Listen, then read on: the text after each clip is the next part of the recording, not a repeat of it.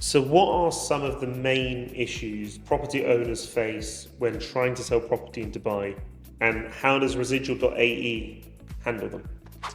I mean, it's a good question. I would probably say from experience that because the market has grown significantly over the last few years, a lot of the properties that are coming to the market are with property owners that have owned them for quite a long period of time. So their OP or their original price was probably quite low, and they're thinking actually now the market's sort of come up and it seems to be sort of leveling off a little bit. Now is the time that I want to get out, and now thinking that because the market is, I think, probably at a bit of a peak, it's going to sort of level out a little bit. They want to sell their property. So what does that mean? I think that there are a lot of properties within that sort of price range. So the buyers are here, there's no question about that. But I don't know whether hundreds and hundreds of buyers, for each property, if that makes sense.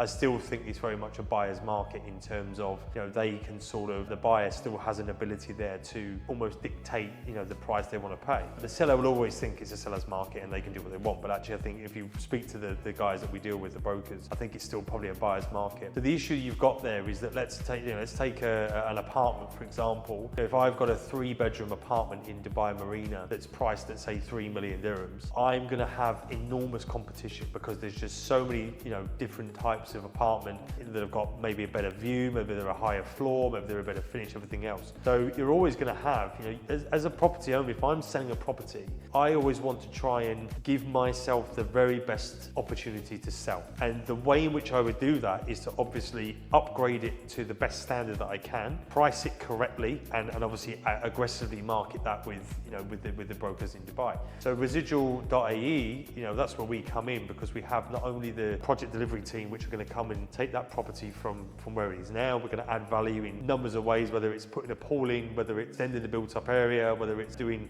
a full basement cinema, whatever that may be. ResiDual.ae are going to use its experience to be able to increase that value at absolutely no cost to that property owner. And also on the flip side of that, when the renovation is completed, the property is then staged. So all of the properties with ResiDual.ae are turnkey, if you like. So it's literally that somebody can get off the plane, view the property, buy it, and within a few weeks they can move in. On the other side of things as well, we also have a strong network of real estate brokerages that we know and trust.